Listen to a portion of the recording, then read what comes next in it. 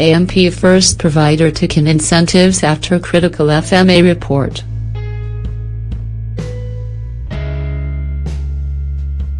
The overseas trips offered as incentives for insurance advisors could be on their way out.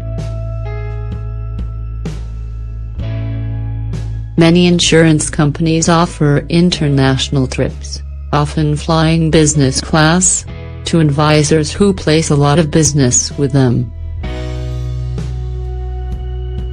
Destinations include Greece, Hawaii, Dubai, Morocco, Fiji and New York. Partners Life made headlines when it sent its advisors to the Playboy Mansion.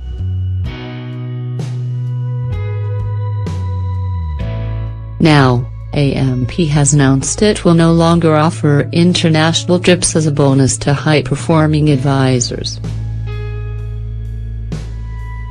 It follows the Financial Markets Authority, FMA, report into churn clients being moved on to new insurance policies when they did not need to be. It sanctioned 11 advisors and said it was investigating another 3.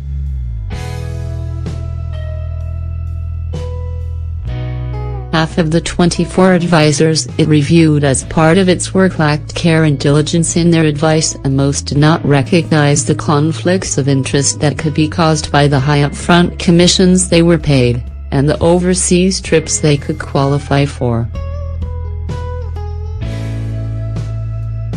The FMA called for insurers to look for better ways to remunerate their advisors, that were more in line with consumers' interests.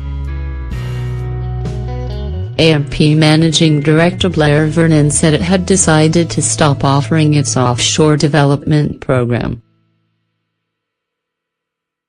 AMP is committed to promoting and supporting appropriate and transparent practices across our industry, and as part of this we recognize that it is vital for providers to continue to review and evolve their sales and advice practices, including the provision of incentives like overseas programs.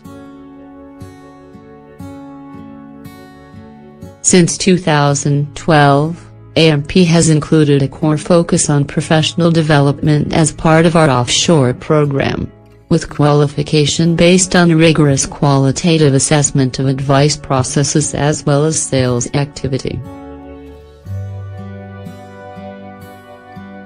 While there has been significant value in offering this program given its principal focus on professional development, we believe programs of this type, where qualification is still influenced in part by volume performance, are no longer appropriate. It is clear that as an industry we must continually look for opportunities to raise levels of professionalism and transparency to ensure the best possible outcomes for all New Zealanders, and we believe this is another positive step in the right direction. Sue Chetwynd, Chief Executive of Consumer NZ, said it was something she was worried about. "I don't see that anything has changed.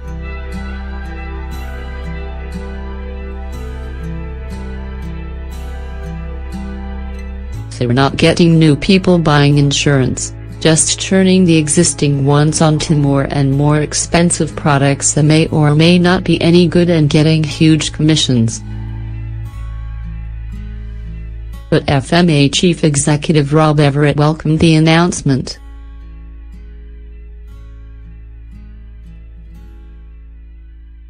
He said it showed the industry stepping up to focus their efforts on better outcomes for consumers.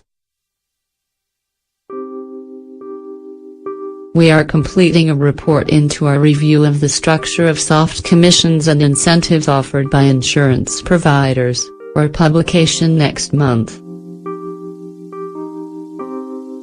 Further to that work, as we signaled in our annual corporate plan, we have commenced a thematic review of insurance replacement business practices at qualifying financial entities and an upcoming review of bank incentive structures that we will report on later this year.